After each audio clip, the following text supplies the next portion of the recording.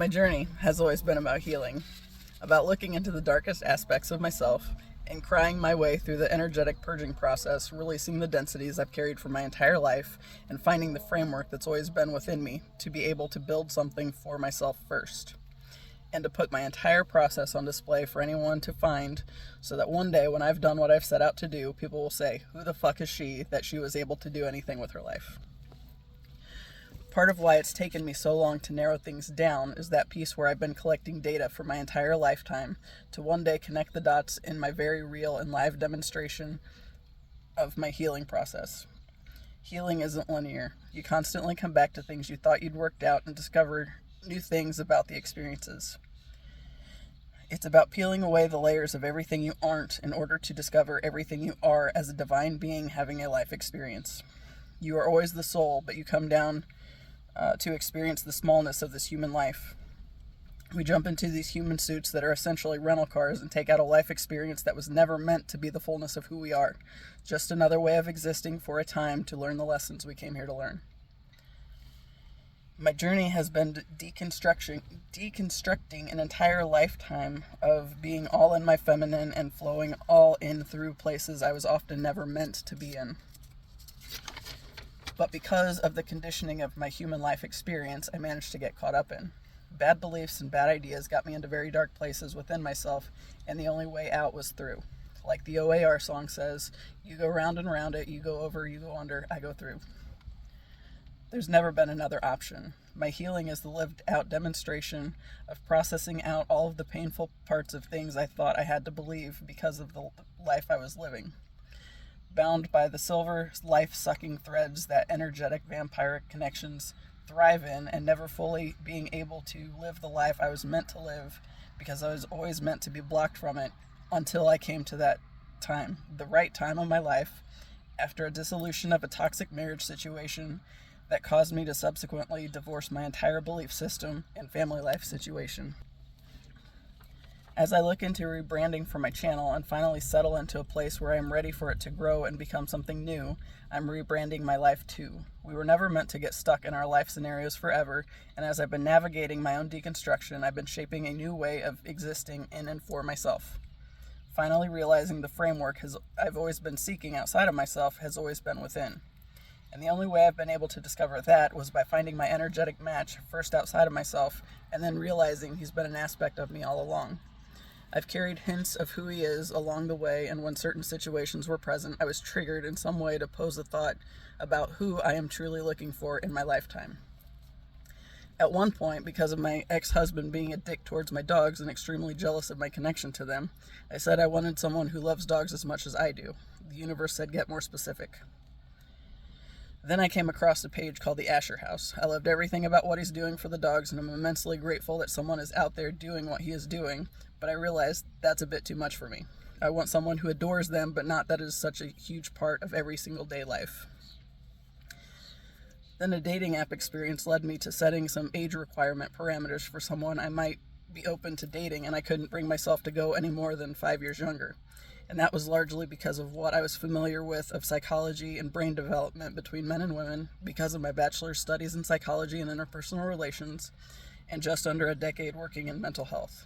But even that was only as a means of guiding me to the realization of who my counterpart outside of myself is. But the information was always floating around me, waiting for the right information to come together and form a glaringly obvious path to my exact match. Suddenly, all the things pointing to the dragon connections come full circle as I realized my high school's dragon mascot, though steeped in a history of racial discrimination, meant something different to me. Then too, the Year of the Dragon show and marching band and all the dragon symbologies along the way, when combined with that piece that I could only comfortably date someone 5 years younger than me, Max, points to 1988, a year of the dragon, and since I was born in 1983, there's the 5 years that I spoke of. A silly encounter with somebody's profile on a dating app led me to be irate over some guy's statement that if you have or have ever had green hair, don't even bother because I'm looking for someone I can take to church. This led me to start utilizing green almost every time I dye my hair because I count it as douche deterrent, even though really my hair colors have largely been a means of serving that purpose anyway, especially for any of those good claiming to be Christian types. But it did move me to declare that anyone I'm meant to be with will love and adore me regardless of what I choose to do with the exterior, because he knows and adores everything I am at the depths of my being and becoming. And it's been a process of narrowing down what I do and don't want. Even in drawing me to a page following a couple whose love energy I adore, Carlo and Sarah, lined me up with the seemingly random idea of maybe I should find an Italian guy, but preferably one whose family's been in the States for a generation or two, and he already speaks English as a first language and has some similar life experiences at some level. Not necessary for everyone's situation, but very relevant to my own. Then I set the intention that when the time is right, he will know who I am and who I am to him. And the only way to get there is to fully realize who I am myself first.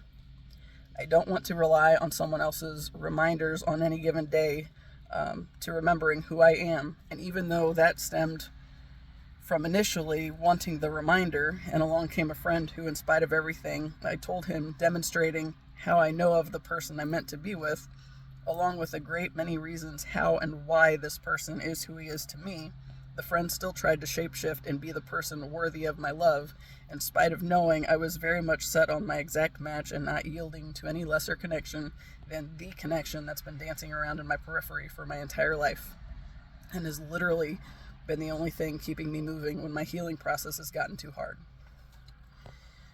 And for much of this process, I've just been some crazy girl on the internet who thinks she can know some shit about a guy she's never met or claims to be led by some woo-woo in the sky. But I am simply the convergence point of some girl following her woo-woo guidance into the arms of her exact match, who's been the frame, apart from the flow in his own experience, to some currently unknown degree, where I've always been flowing in and through things that weren't even mine. He's been long focusing on building a sturdy foundation and a career he loves and becoming well known in his field, both for what he does and for the heart of who he is. Then I had to find my framework from within, that guiding light that has always been his energy leading me through my darkness. And while he's been building his thing, my thing has been about becoming. And my target audience will largely stem from the audience that already knows and loves him, until one day he finds the woman he loves and adores that loves and adores him, and everyone is suddenly like, who the fuck is she and how did she get him? And then everything I've been doing in the shadows and the foundation I've been finding and building along the way suddenly comes into light with clarity. Let the fun begin. I had to pause that so many times to breathe through reading that. And the first time I paused it was I read a big chunk of it, and when I looked at the timer where I paused it, it was at 4:44, which is about stable foundations and whatnot. So anyway, I wrote that this morning. Taz woke me up at 4:56 this morning because he wanted his breakfast. And when I went back to bed, sorry, my face is like on fire because I actually just read all that. When I went back to bed, I couldn't sleep. So I found myself writing, right? And I, doing like I normally do, I was sending myself text messages. And that was what amounted from it. And then once I got that out of my system, it took a while, but I was able to doze off for a little bit. And I had this weird dream. And in the dream, I was in this parking garage, and I was in a car. It wasn't very wide. It seems like it was like just one seat. And it wasn't very just big at all. But there was like this black SUV that kept going laps around, and it seemed like it was aggressively trying to hit me or push me into the wall or something. And it was like stressful, but I knew I could get out of it. And then I had this flash to the scene where it was in my bathroom. I guess it always comes back to the damn bathroom because that hiding out thing, And when I moved the door, what did I do there? When I moved the bathroom door and like went to close it, an ex-boyfriend was behind the door. He had his back facing me, and honestly, it was just like, his back and shoulders and like his hair, but it was just like I knew who he was without even seeing his face, and it was just like, I don't remember exactly what I said, but the idea of it was, you don't get access to me anymore. This is done. Leave me alone, right? So then I go back into the parking garage, and the black SUV comes around again, but this time I've moved, and I'm kind of there's like a pillar or something that I'm able to pull in between that and the wall and avoid getting hit, and it seems like maybe even avoid getting noticed by this SUV, but I realized that it's like coming back around because it's just like making laps trying to hit me. And so as it gets past me, I go out the window and I have like this plastic box, and I don't even know what was in the box, but I was carrying this plastic box, and like there was this, it wasn't a very big distance, but there was like a door leading to some stairs going down, and I ran through the door and started going downstairs, and then I woke up. It's just like, the sense I got from it was that somehow there was still the dream killed the connection of it, but that at some level there was still a layer of the connection with the dude I thought I was going to marry at one point in time. That did not end up being the case. And as I kind of thought about that today, I've talked on here many times about that as well, that, his name rhymed with the name that was dancing around me my entire life. But whereas like I always knew my match had like brown hair, brown eyes, this dude was blonde and had blue eyes, and it's like that always stood out as not right. But at the same time, for a time, that was where I ended up, and I had to believe that we were gonna get married, because that shifted me into a series of decisions that basically forced me to confront my bad belief system, right? And realize,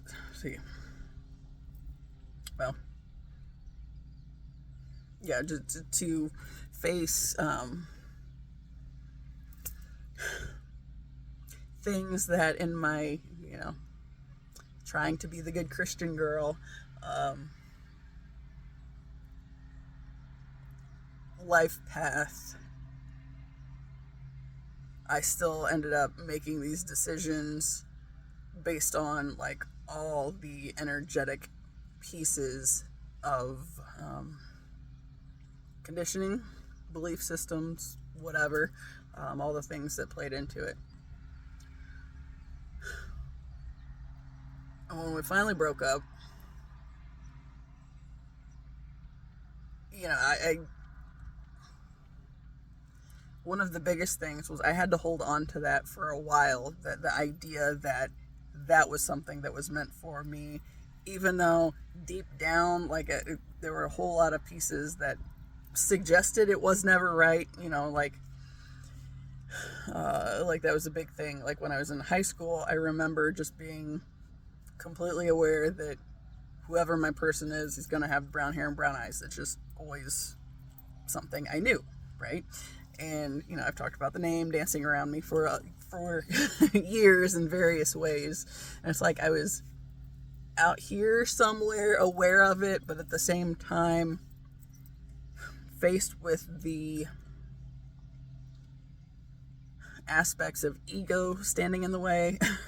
I was still missing certain details. It's like my intuition said this was this guy's name, but then everything else was kind of like leading me astray, basically. So yeah.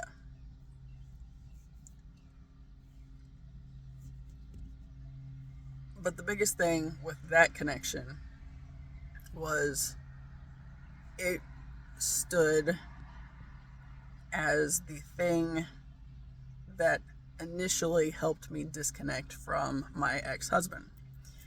Because, of course, I got into that situation. He was kind of a delayed rebound. And I say that because, I spent some time fasting and trying to gain clarity and direction for my life. Ended up going back to a decision of joining the military, which I had been thinking about for a while and kind of knew was part of my path. But then, after he was out of the picture, it's like, well, nothing's in the way. So it's time to, make the move on this, right?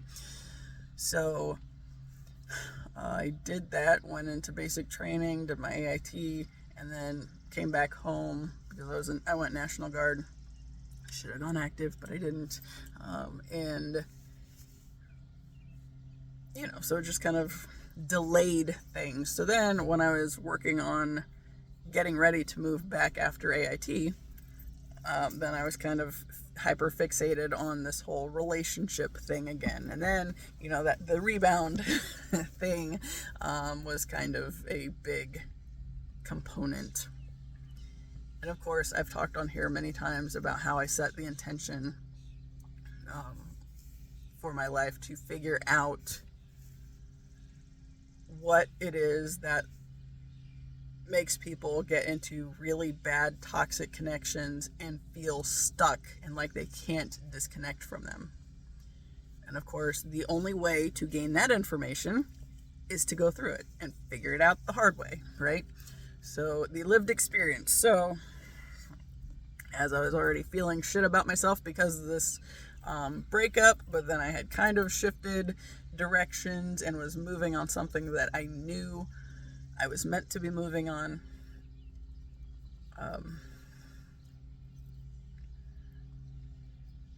It was just kind of a delaying piece. But then, when I'm looking at coming back to life as I knew it, but also not as I knew it, because suddenly I'm aware of like all these things that I thought I was incapable of doing, but then the military experience showed me I was a lot stronger than I realized I was.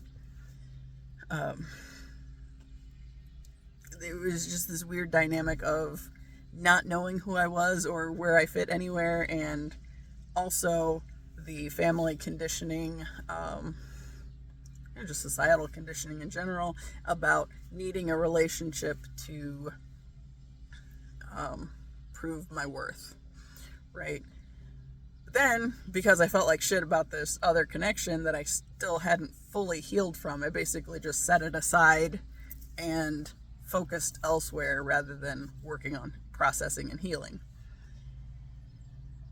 So when it came time to, I started looking around on the dating apps because it had worked the time before and I dated the guy for 4 years, so it's like, okay, well, it worked once, maybe it'll work again. It did not. And the next time, well, of course, I paid for like short bursts of times. Actually, I don't know if I paid that time or not. There was one I did that was a free one. And basically, you get what you pay for. Is what I discovered. So that guy contacted me, and when he contacted me, I did not take him seriously at all. And it was the bad conditioning of, you're supposed to be nice to people, right? And it's like, my life beat me over the head with being nice to people, and, even people that don't deserve access to my energy. because you're supposed to be nice to them, then that lets in toxic, icky types, right? So that was what happened. It's like, rather than fuck that dude, we ended up going out for breakfast one day. And what I said after, like when I got in the car to leave, like I worked night shift at the time. And so, you know, he was willing to be up early in the morning and meet me halfway to go have breakfast at IHOP. And so we did that. And when we were leaving, actually, before then, when we were like talking at the restaurant, and he just like was telling me all of his life drama and all this shit, the two thoughts that I had were, damn, he talks a lot. And when I didn't know anything else about who I was anymore, what I did know was I liked to help people. And there we go. Toxic, icky, bad situation, bad thinking. That got me into a very icky connection and did not go well. But, you know, after a lot of issues on that end, when I was finally getting to the point of being ready to disconnect from the ex-husband, and he was like, you know, there was like, there's all the red flags, and, you know, there was a whole lot of love bombing and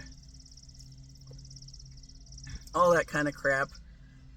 But then the process with the narcissistic connections is they basically whittle down your sense of worth, because the connection, you know, is like all sorts of erratic and unstable. And 1 minute, you know, like, okay, I talked about the Richard Grannon videos where he talks about the narcissist isn't split. The narcissist is adjusting between the, you know, the two masks, you know, the one where they're the victim and everything is going bad for them. And when that one doesn't work, then they will shift occasionally into the one that's the terrorist, right? And that's basically how, you know, I was doubting myself all the time and second guessing everything. And, you know, when I was writing, I would start to realize why I needed to leave the connections. But then when I leave that connection, but then when I would leave the connection for a time, my family would start in on how much they hated him. And then when I ended up talking to him again, he was going on and on about how much my family hated him. And that's the only reason I kept leaving. And it's like, well, now I don't know if that's the case or if there was actually something wrong. And every time I would start to feel bad again because I wasn't sure what my motivation for the thing was for actually leaving. And it's like, well, is it me or is it other people outside of me that are manipulating me? And the answer on that end was yes. It's just like all the things were true. But that's where that, the relationship before him that had actually been a relatively good connection, was necessary, because as he would go back and forth between the extremes of love bombing and then making me feel like absolute shit, you know, that's hard on your self-worth, especially like just the constant back and forth. And it's like, for the narcissist, it's a means of going between two different masks, depending on which one is more suitable to get the supply of your attention that they are wanting. And so, you know, the one video that I watched, she said that's, you know, they're not split, you're split, because you see them both ways and can't reconcile that. They understand that they are, you know, the mask they have on is depending on whether they're getting the supply of what they want or not. And if they're not getting the supply by playing the victim, then they go into being the terrorist and, manipulating you in that kind of way. And then it's like the back and forth, but just like you've seen them from both sides. So then you don't know what the true situation is, right? So that was like why it was so extremely painful, but why I also needed that relationship beforehand that reminded me that even though that was not a perfect connection, it was immensely better than that one that I was married to. But derailed. It was flawed, but it was still immensely better. And it was a reminder that at least at that time, I had a connection with somebody that had made me feel more worthwhile than the connection that I was actively in that was trying to destroy me. And then it was kind of funny because, okay, first date with the dude, the one with the off-brand name, the blonde hair and the blue eyes, when I knew that was not not the person I was looking for. On the first date that we had gone on, we went ice skating and went to a restaurant, and while we were skating, there was a song called Chasing Cars by Snow Patrol that had just come out recently, and it came on while we were skating, and I just loved that song. And like, that's how I am with songs, is I can, like, whatever I'm doing, I can completely check out and zone in, like, just completely be consumed by the song that's playing. And that was how that one was. So then when I'm trying to disconnect from my ex-husband and going back and forth and feeling crazy all the time, he had just gotten custody of his son, and that was where my usefulness to him had ended, because I had helped him get custody of his son, because his son's mother wasn't any better than he was, but I could count on his vanity and his need to appear like he was so much better than she was, being a motivating factor of him keeping his kid in therapy with one specific therapist. Like, once he started with them, continuing there and not changing because, the story suddenly changed or whatever, which is what the kid's mom had been doing. So we were at a point where there were 3 vehicles and only one of them worked. So I had to take him to work and then come home and get his kid ready for school, drop his kid off at school, and then go pick the kid up and then go pick him up at work. And it was just this kind of chaos every day. And I don't know how many times Chasing Cars came on the radio and his kid would be sitting in the back seat just belting that song out. And because it took me back to that first date time and back to that reminder space of, you were treated better than this shit at least once before. So keep that in mind, and like every time I would like start to question it or whatever, it's like, be in the car, the song pop on the radio. It's like, okay, so I heard it a lot, especially as I was like in the final stages of leaving the connection for good. So it was like one of those things where I needed that connection to still be a memory, because when I otherwise was not feeling like I had any kind of value to the connection I was in, I remembered at least at one point in time I was made to feel like I had value to somebody else. It's like, okay, so that was kind of my focus, but then as I finally got out of the marriage and finally started healing from that and trying to deconstruct how I got there to begin with,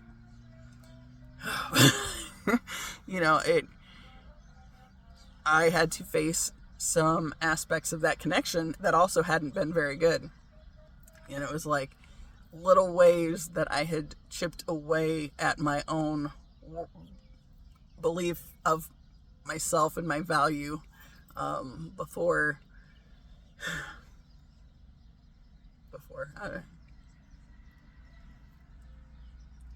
just throughout the whole thing. Because, like, okay, like, there's that whole bullshit purity movement thing within the church, and, like, that was a big deal, and there was a whole lot of emphasis on all the things that make you bad, and you like a general belief that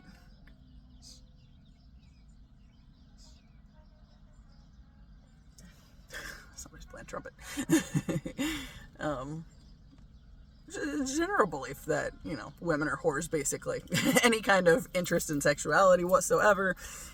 And that first connection was the one, that introduced that aspect of things into my life, which forced me to deal with that idea that, okay, because it's kind of this messy little space of, because I believed we were going to get married, then we went ahead, it was okay to have sex.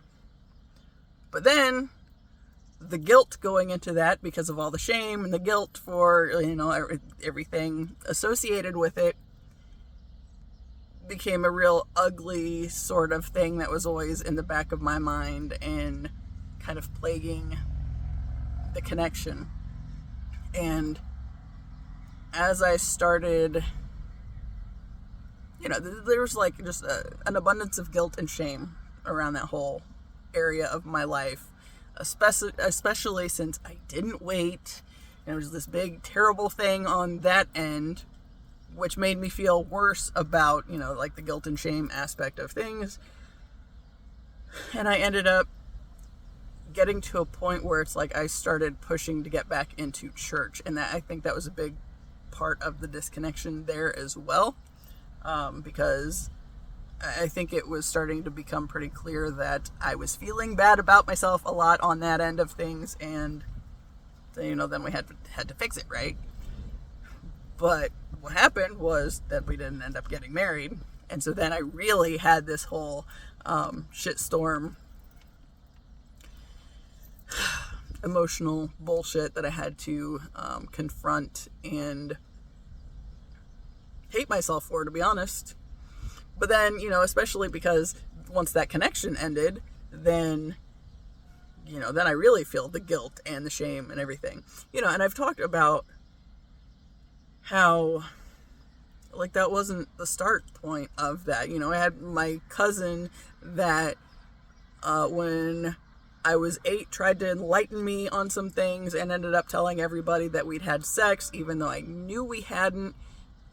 Everybody else just automatically believed him and didn't believe me. So it's like, it didn't even matter that I was, you know, like, I couldn't stand up for myself. It was just everybody accepted that had happened because he said it had happened, because the boy said it, so it was okay. And, you know, that it was actually the case. Never mind the kid was 8 and like 3 days older than me and hadn't had all the details anyway about what it actually was, and ended up, you know, saying it was something that it wasn't.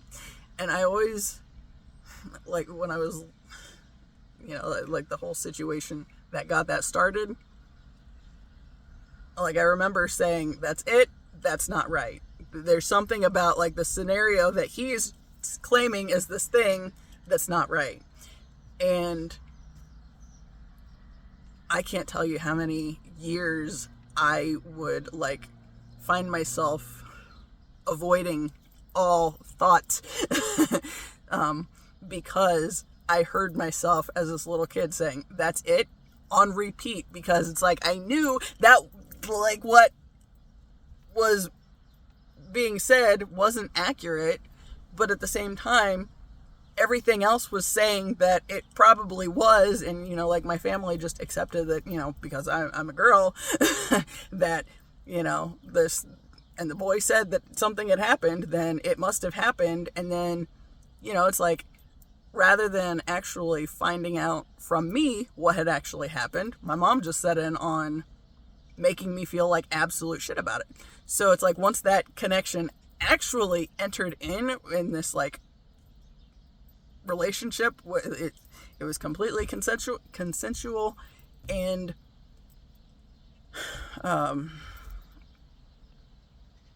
yeah, but, like, just that, because I spent my entire life believing that I was just a whore, because that's what everybody in my life seemed to want me to believe, right? And then realizing it wasn't, like, it was a long time before I was able to confront that stuff. And the only reason I was able to confront that stuff was because my friend Tyler died. And when he died, I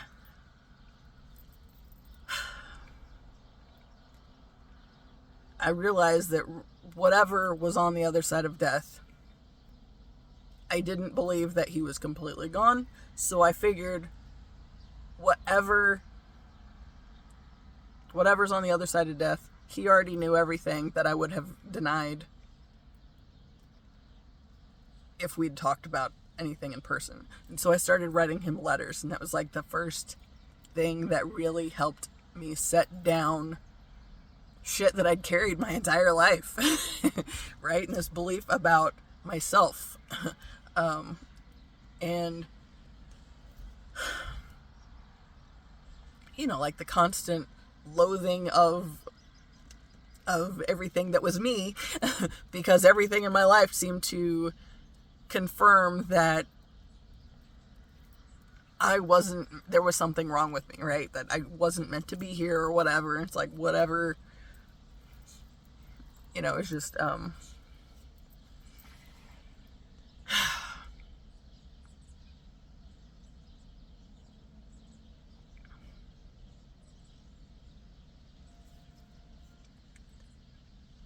so I started writing him letters, right? Writing Tyler letters and making connections with where the bad beliefs had come in at, and how a lot of the stupid stuff that the stupid situations that I had gotten myself into stemmed from this idea.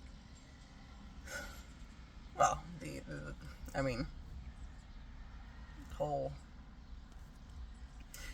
I think the societal constructs of everything around sexuality are fucked up, you know, and especially that point of, you know, the boys are like studs or some kind of fucking heroes if they're getting the action, but then the girls are automatically whores, and, you know, and like all that stuff. And it's like, that fucking sucks for both sides, because it's not accurate on either end. It's like the dream this morning made me think about how that had been the first relationship I'd had where the whole sexual piece got brought into the picture. Granted, it was also like the second relationship that I had, but the first one where that was even a part of it. But yet, because of this bullshit from when I was 8 with something that hadn't happened, but everybody just automatically believed it, and because that was the idea, is that little girls are whores and the boys are like freaking studs, you know, go you. And it's like,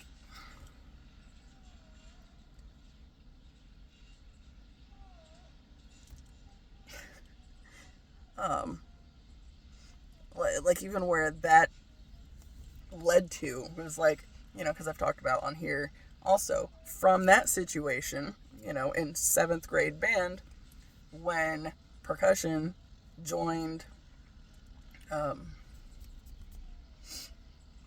percussion joined the regular concert band. My 6th grade year, percussion had its own class.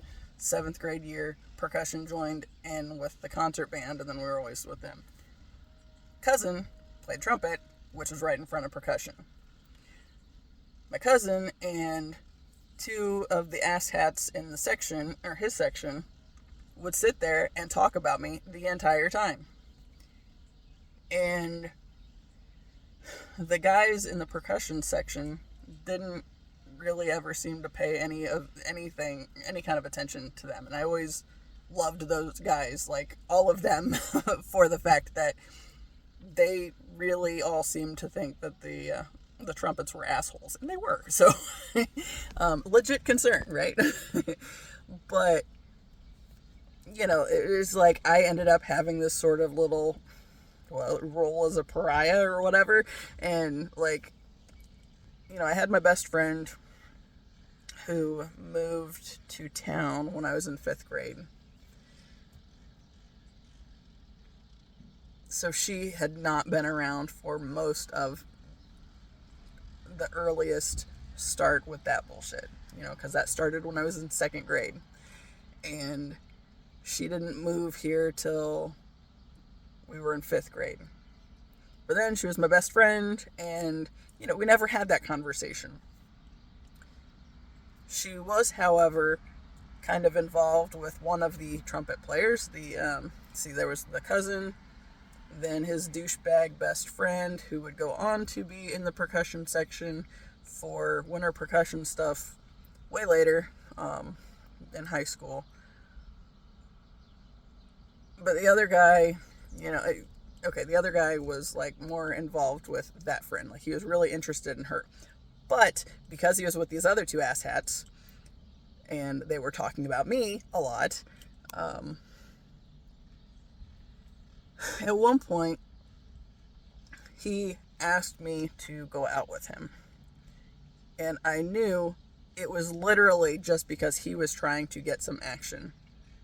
I thought it was an opportunity for me to prove that what had been said about me was not the case. And, so we ended up on this freaking camping trip.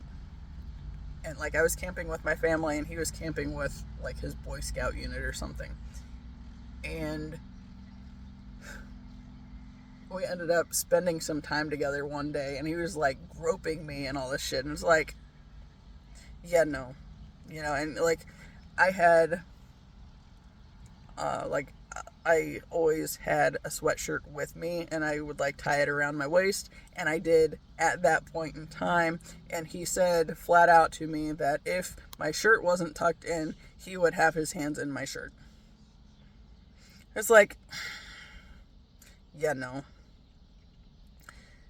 And so, of course, lead up to the big breakup thing, which, it was maybe a 3-week stupid nothing that was literally me trying to prove that what was being said about me wasn't the case, but it didn't prove that. It just made somebody else it's starting to rain. It made that guy feel really shitty, because I told my friends, which of course the one girl he was interested in, what had happened. So he was kind of nobody wanted anything to do with him for a while, right? So then come sophomore year, in 1999, was it? Freshman year, I wanted to say, was when the Columbine school shooting happened.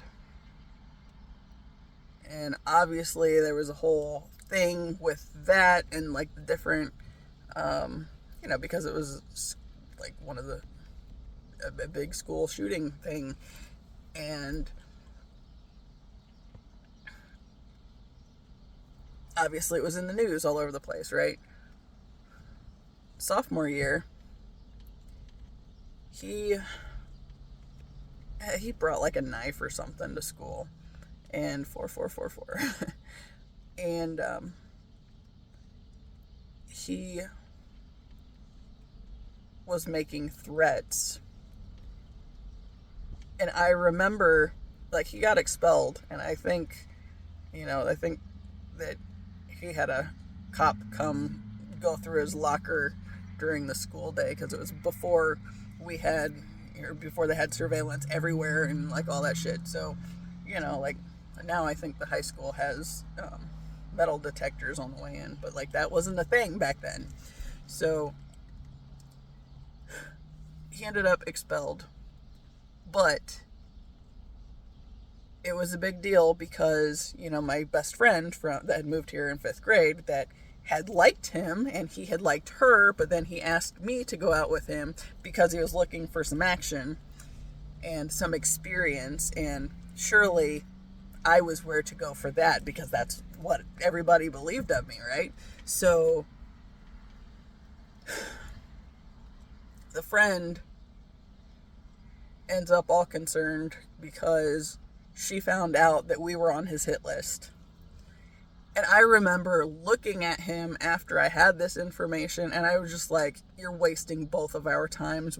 I know you are not somebody capable of doing that. And it was just like this moment, this look, and this like absolute rage at the fact that he tried, or that he was pulling me into that shit. But it goes back to this thing because I humiliated him. Because he assumed something about me based on some assholes that were talking about me, right? So one thing leads to another, and there I am on some asshat's hit list, right? And like it was Tyler's death that made me make the connection that even that point of being on this dude's hit list went back to this thing because I hurt his pride, wounded his ego, and, that was his way of being able to, kind of puff himself up and feel like hot shit or anything again, right? It was just like all these connections that I started making. It was like being able to write the letters to Tyler and having the safety of knowing that it wasn't going to be used against me in any way because he's already dead, right? And,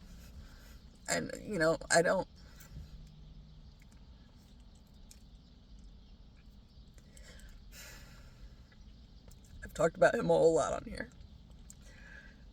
Not today. But how he was always,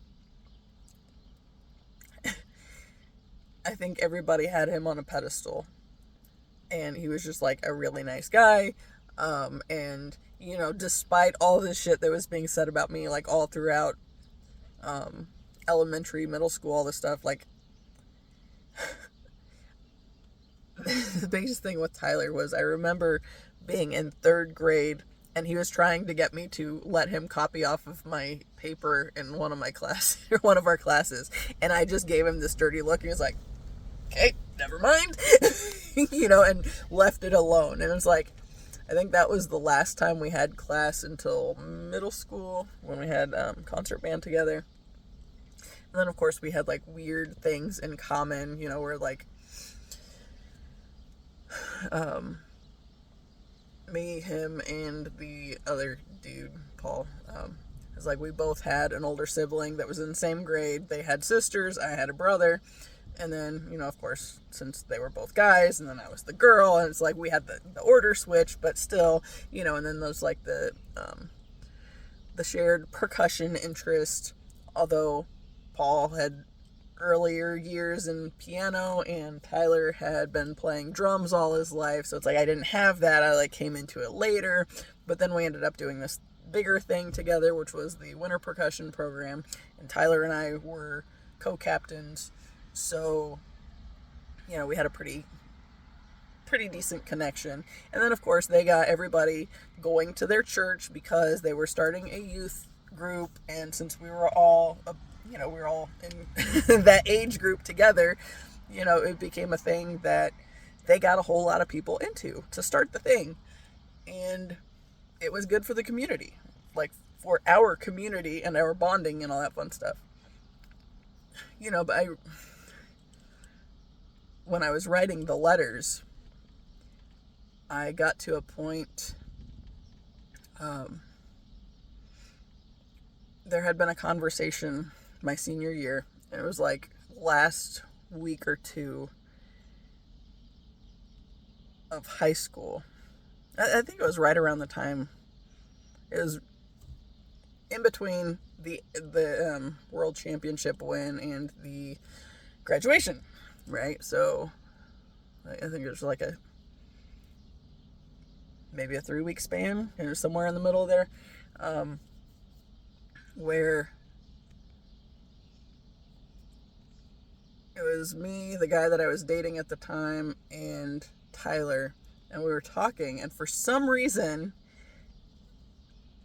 I made a comment about, we've been together like all this time and we haven't had sex, and Tyler said, I was wondering about that. And I remember it just hit me, and I was like, that's weird.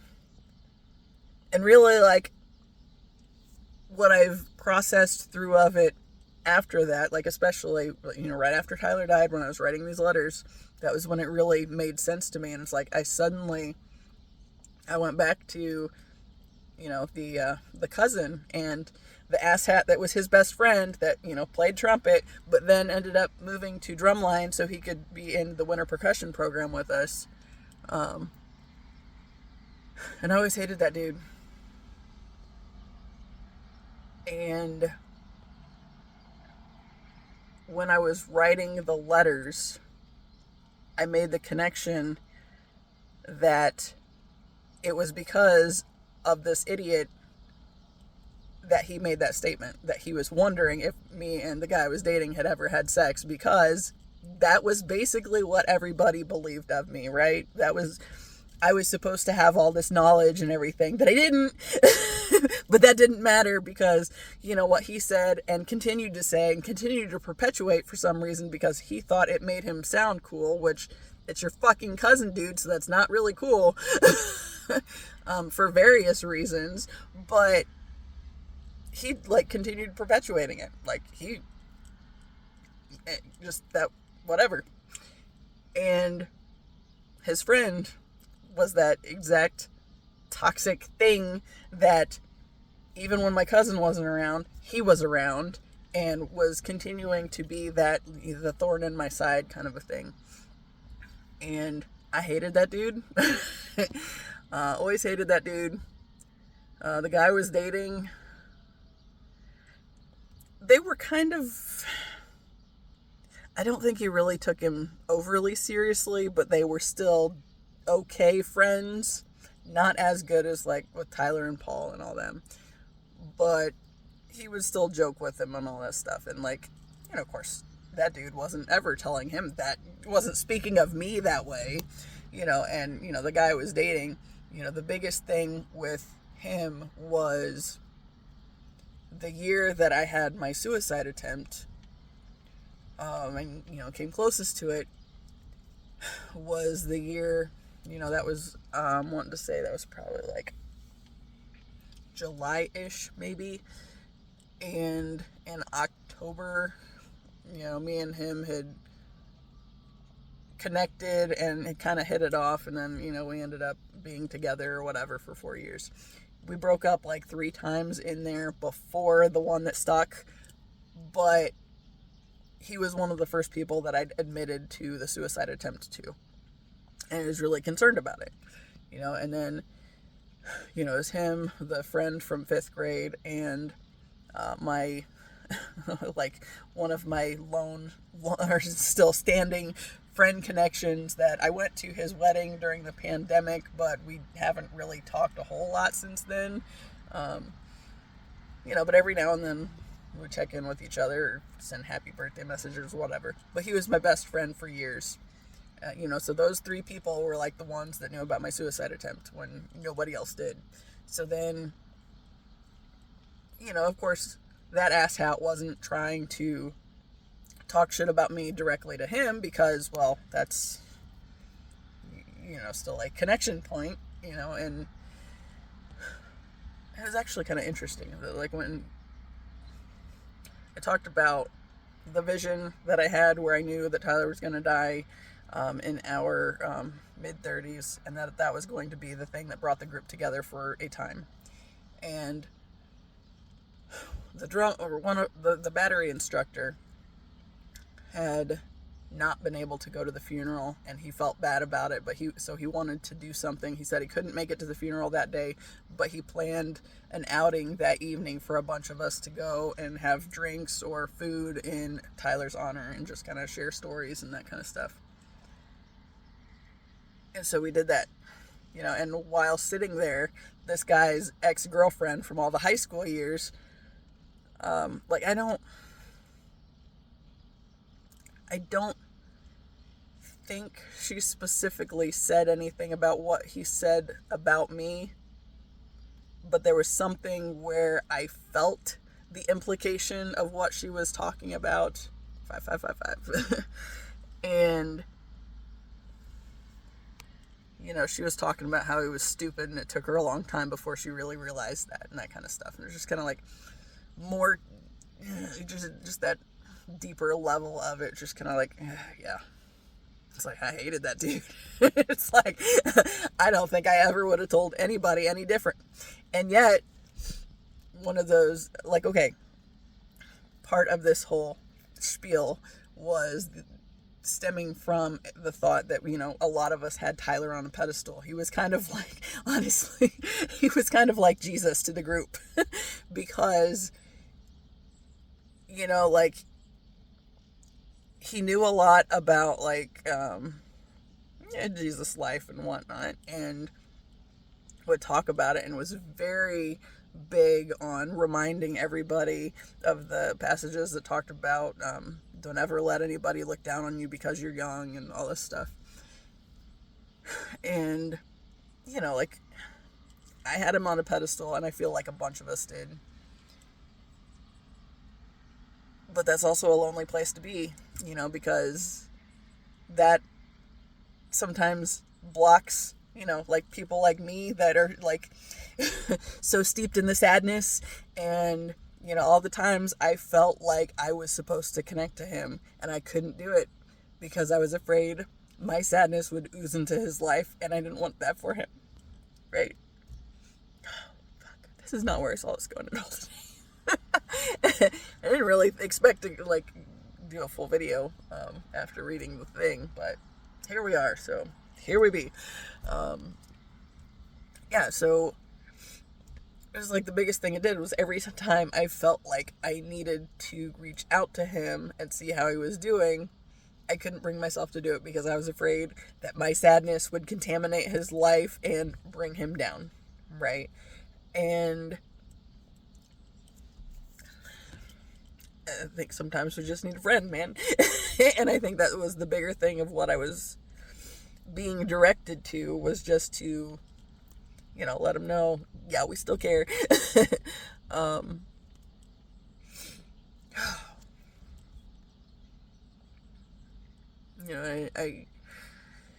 think the last time I talked to him was after, there was once when we went to undergrad, maybe? But he went to undergrad in Tennessee. I went just an hour away from home, because I wasn't raised to have my own life. I was raised to live the life my mom wanted for me, so she could live vicariously through me, and me not have my own thing, and the drumline thing, even, where, we win this contest, and then, the lady who, every time anybody was asking where I got my musical ability from, she said she doesn't play any music, but she plays a mean radio. It's like, that's lame, and piss off with that shit. So it's like, yeah, and then, the drumline thing, we win, and the first thing she says to me is, I deserve this as much as you do. And just right in that moment, just kind of sucks the life out of it for me. It's like, okay, you have it. it's nothing to me, and I think that was a big part of why I walked away from as many of the connections in that group as I did too, because it was like, this is her thing now. I apparently wasn't here. I apparently didn't matter for this whole thing. That was her thing.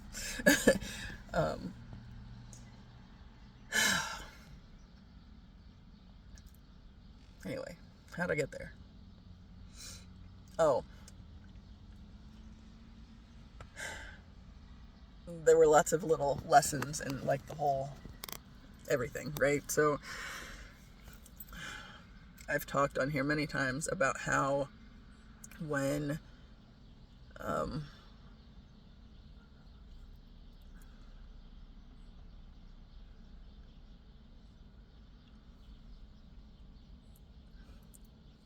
when we were getting ready to go out for awards at the very last minute before we got the award for winning the world championship thing, right?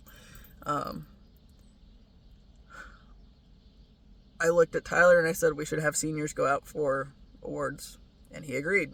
And so like within like it was like I said it, he agreed, and then we immediately sent it down the line. Seniors, get up here. Dude, I was dating. Sorry, you don't get to be part of this today. And he accepted it. Wasn't a problem, right? But the toxic element that had been making my life a living hell since I was 8 got to be included in it because I wanted Paul up there too. Because Paul and Tyler were like two of the most important people to me in that time frame. And, of course, Tyler was going to be out there because we were the captains, so we had to be there, but then it was literally just in that moment. I didn't care about the other two, but it was like, to get Paul up there with us, it's like, well, you can't just have only Paul and leave the other 2 seniors out of it. So it's like, all right, all the seniors get to do this thing, right? And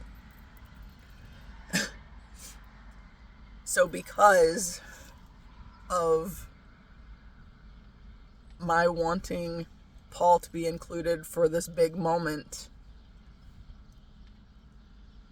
in that moment, it didn't matter about all the shit that I had against this other dude. It's like, he's gonna get to go along for the ride on this one just because he happens to be in our same grade, and it's only fair if we want Paul there that he has to come too, right? So bringing the trash along because there was the other decent element that we wanted there, or that I specifically wanted there because he was important to me. And of course he and Paul were like best friends, so it was always a thing. And then the other girl that went up, she had been one of my best friends. She was there. I think she might have been on the hit list as well, because she was in that friend group that, when I said what this guy was really interested in, we all kind of shunned him and pushed him back, right? So I don't remember if she was directly connected to it. I know the one girl was, and I know another girl that was.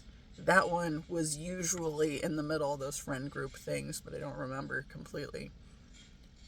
But where me and her had our differences of ways of being, I guess. I mean, I don't even know what you want to call that.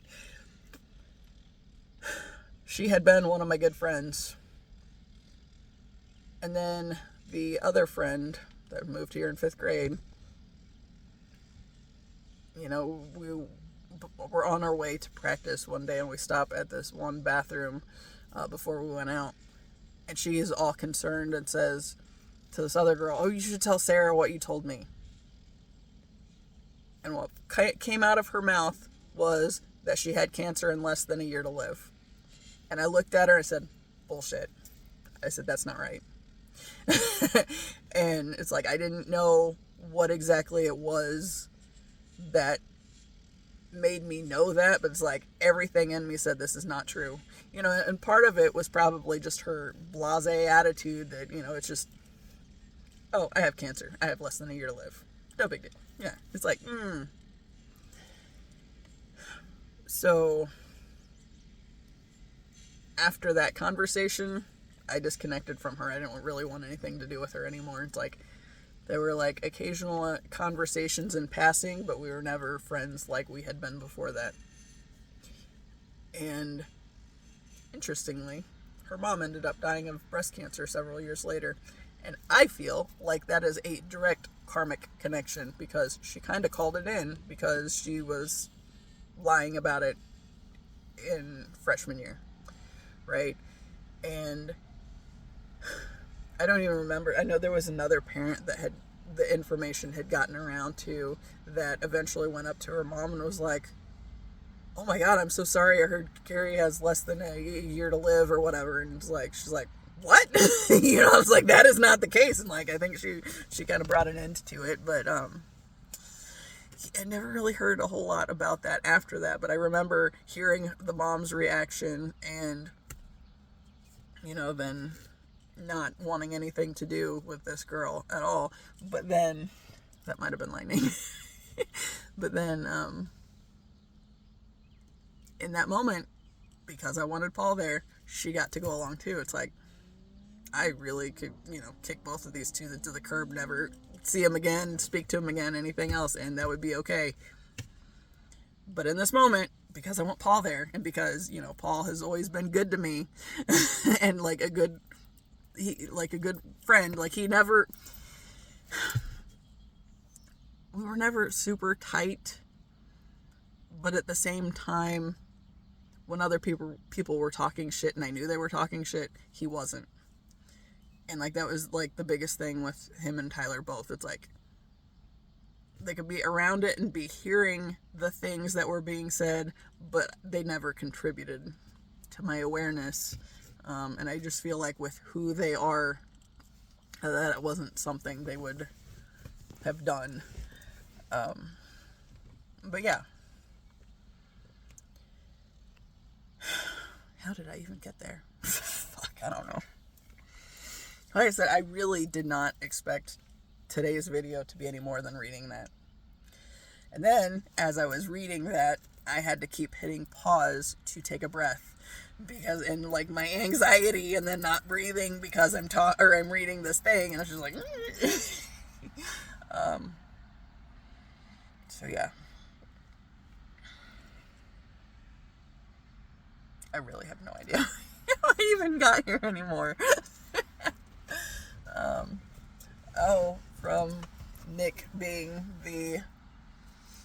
it's like everything that my intuition had told me, or like that periphery bit, like the twin flame in the periphery, and like how the name has been following me for my entire life and I didn't realize it, or like there were times I knew the name was everywhere and it seemed like there was more to it.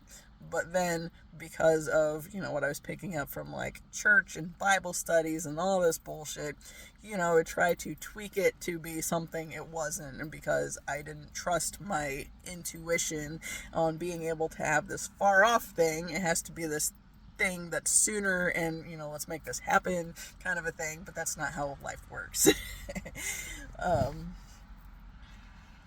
But yeah, like, I woke up 4:56 and fed the dogs and then started writing, and that was what came through. And when I went to reread it, it was just like, I'm supposed to read this.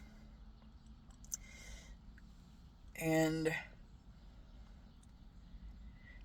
I feel like that's kind of the whole point of this journey too, is the ways you do know things, but yet we always talk ourselves out of the things that we know because they're woo-woo or whatever, because why do I know these things? I don't know, but at least 3 things, or at least 2 of the 3 things I've seen play out, that I saw or I didn't really see them. I kind of just knew that they were going to be things that happened. Like I knew Tyler was going to be, or we were going to go our separate ways for a while, and then it would be his death in our 30s that brought everyone back together for a time. and then that I would be 40 before I started making sense of things. But those two little details, made me think that it meant that I was somehow responsible for his death, or that his death had happened because of me or something. It's like, what I realized it was his death was the thing that allowed me to start making space, clearing out this dense energy that I was just kind of carrying and accepting as true my entire life because of the conditioning that I was raised in, right? And the toxic environments on that end.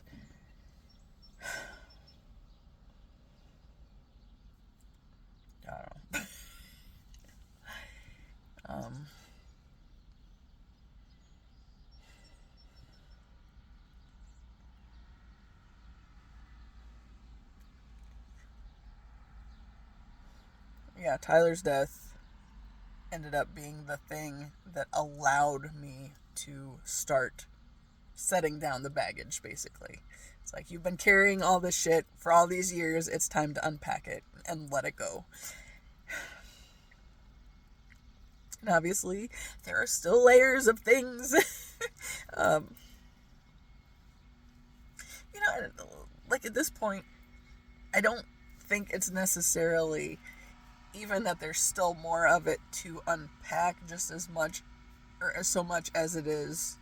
It's just shit that hurt, and I carried that for a long time. So it's like every time I come back to process more of it out and do the thing again, because that's what I do. It's like it's a means of letting it go, right? So it sucks.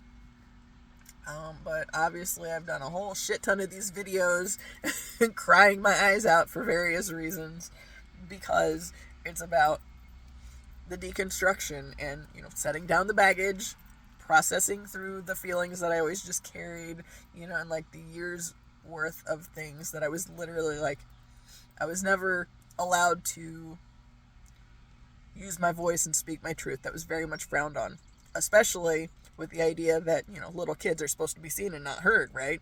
Or, that girls are supposed to be quiet in the church, or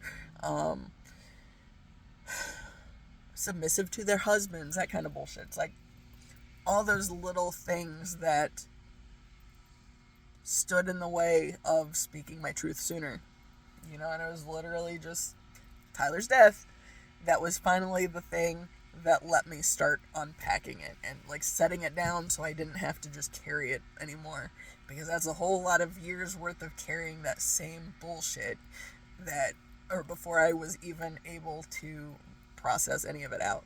And like I said, I just, as I was trying to, like write letters to him even, I would just had that little me voice that chimed in with, that's it.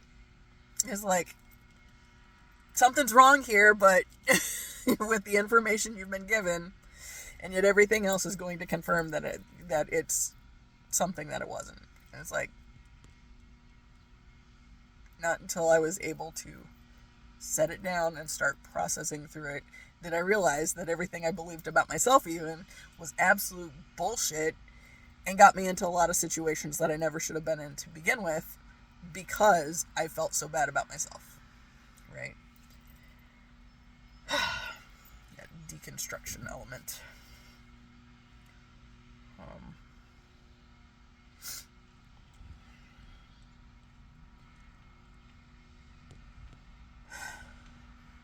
And like the biggest thing is like some of the connections that I've been making, and realizing the name has been following me around forever, and then even the birthday was following me around, and like it just took me a long time before I had the right information that made it make sense. And it's like, I remember thinking in high school, I've talked about this on here a lot too, that I wrote that it was something for an accelerated English class for college credit. And it had to do with I was writing a poem or something about the meaning of my name, right? And of course, Sarah means princess, and Lynn, like, there were some different things that I was coming across. It was like body of water, lake, waterfall. Waterfall was the one that stood out the most to me because I love waterfalls. I, of course, love water. And even then, going back with when you have the right pieces of information that click together, I've talked about, all my freaking Cancer placements. I got my Cancer rising in the first house, and then Cancer, Sun, Moon, Mercury, and Mars in the 12th house. Excuse me. And then I talked about that Natural Mystic video that I watched where she was talking about the water signs and the different types of water they are. Like Pisces is the ocean, Cancer's streams and waterfalls, specifically running water, because it's about movement and, of course, the little crappy dudes. But yeah, like when she said that, it's like, well, that makes even more sense too. But like with the thing that I was writing, I remember thinking in high school, especially with my first name meaning princess, it's like, what if all of this stuff was set up specifically to remind me who I am? Because there would be so much time spent not able to remember. And, like my name meaning was a means of trying to keep me, that was definitely lightning, keep me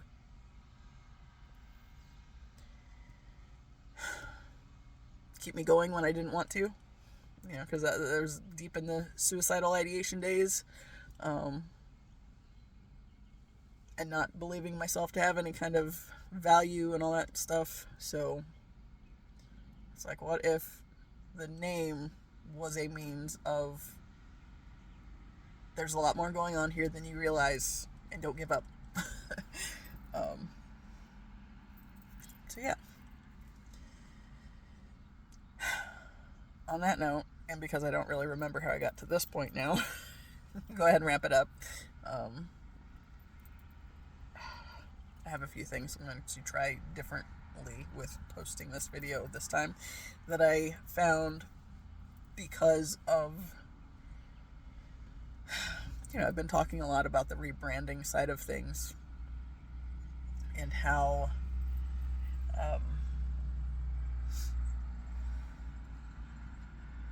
I feel like I'm at a space I'm finally ready to focus on trying to grow the thing.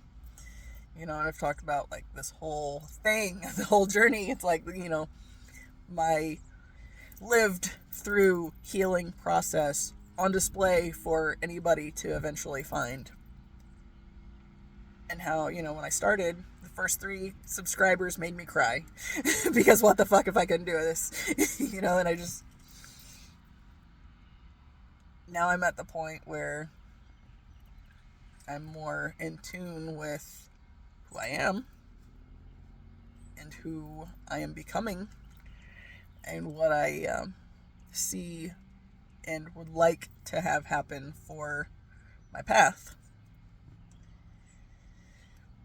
And now I'm ready to start trying to do things to maybe boost the growth side of it and actually putting myself out there further. Because like the whole journey has been putting myself out there and getting used to that process and deconstructing all the bad beliefs that I've had in my lifetime, going through the toxic family element and processing that stuff out of my system as well. It's all on display for anybody to click back through anytime universe deems it's the right time. And all I can do is stay focused on the highest timeline possibilities and keeping the vision. I think that's one of like my biggest roles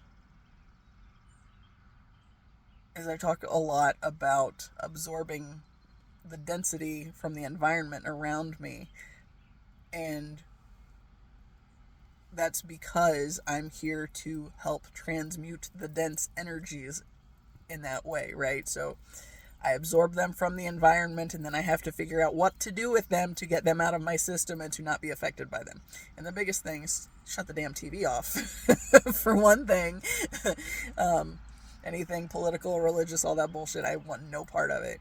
You know, like I said, when I was dissolving the marriage, it set me into a path of divorcing my entire belief system and my family as well. Like that family situation that also was largely a contributing factor to getting me to where I've been in my lifetime. Yeah.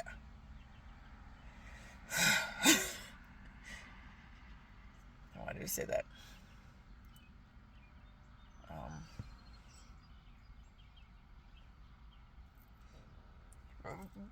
But that's part of what this is too, is the realizing where the bad beliefs have tripped me up and been the thing that tripped me up. You know, and I've talked about like the one girl that I feel like is going to be a very good friend at some point in the future. And there was this piece where initially she made me uncomfortable because, and I like didn't follow her on Instagram or wherever because she's like got a shot that's got her cleavage in your face kind of a thing. And it was like, it bothered me. But then as I sat with the idea of it, it's like, that is a me problem. That is not a her problem. And why is it that it bothers me like it does? And what I realized was going back to that whole piece of my conditioning, right? Where belief systems, just the things I've grown up hearing, like even the way my family talks about freaking news anchors or weather ladies or whatever. Just, I would sit in a room with my grandparents when they were watching something like some news thing on TV, and it was like local news, and then like the weather lady would come on and they'd be like, well, what would they say? Something to the effect of how terrible it must be to be that ugly, kind of stuff. Like literally not offering any kind of value at all to anything. But because we're miserable people, we're going to comment on things that we think she should be miserable about because they think she's ugly to look at. They should have every right to say that just because they're old and miserable, right? It's like, there's been a lot of times in the past few years where I was just like, you don't have to say anything. Why do you think you have some kind of right to say anything about anybody else? Because you are so completely miserable, and that's all you want to put out there. So, therefore, divorcing the family has been essential too. And though I'm still stuck in the situation at the moment, since I had to move back in with my parents when I was getting my divorce, I feel like since I found my framework and I'm finally, taking all the stuff that I've had dreams in my lifetime. I've had a lot of them. But it's like I always would shift to self-sabotage and not believe myself good enough to get out of the situation because I wasn't raised to get out of the situation. I was only supposed to ever continue to be around so my family could suck the life out of me and make me miserable because they want to exist in their misery and never expand beyond that. But that's no way to live. That's bullshit. And whatever you're putting out into the world is what you're going to get back. And if they want to put out negative in the world, that's what they're going to get back. And my brother and I were having that conversation today. It was like, it's literally just, they want to impose that negativity on everybody. So, yeah, it's completely okay to be negative to them as well. And, to call them out on the bullshit behavior and, and to push back when they try to cross boundaries because they don't have any boundaries. It's like, I do have boundaries, and you're not allowed to piss on them anymore. And fuck you. So, yeah. But, it's like, I talked about the flow piece because, I had all these icky, toxic ideas of what it was supposed to mean to be female in this world. And I thought I was unable to do things and make things happen for myself because that's the life I grew up in, like with all these freaking hidden cancer placements and trying to navigate that end of things. It's like, it was literally finding the outward projection of the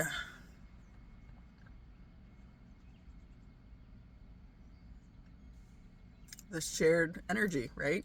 Finding my exact match, energetically speaking. And when I found him, my initial response was, yeah, right, he's out of my league.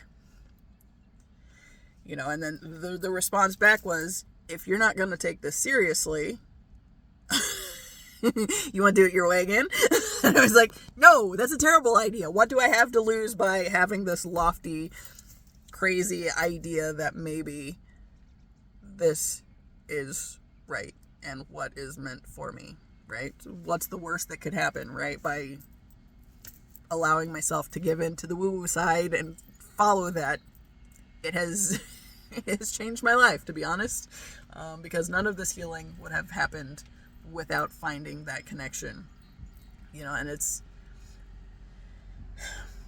even when I was getting ready to read that thing, since it talks about details of that connection a bit that I've shared in other videos, so it's not a new thing, but there was still that choking up moment with the anxiety of, but what if it's wrong? It's like, it's not wrong. There is no way this is wrong, because this has literally been the thing that has kept me moving when nothing else would have pushed me along. It was always the thing that, keep going, you're not done yet. The carrot on the string, or whatever, if you will. So yeah, maybe I sound crazy for a time. But, I'm kind of used to that at this point. That's, my entire life was set up for me to have to deal with those issues so I could one day be like, this is what I am supposed to be doing. This is what I must do to get to where I'm meant to be going. It's a necessary part of the process. So here we are, here we go, and like I said, let the fun begin, right? So, on that note, I am going to wrap it up and go work on figuring out some of those growth components, right? And allowing it to go where it's meant to go and do whatever it's meant to do, and possibly throw up at some point because it's still anxiety inducing. But as always, I appreciate you. Until the next time, see ya.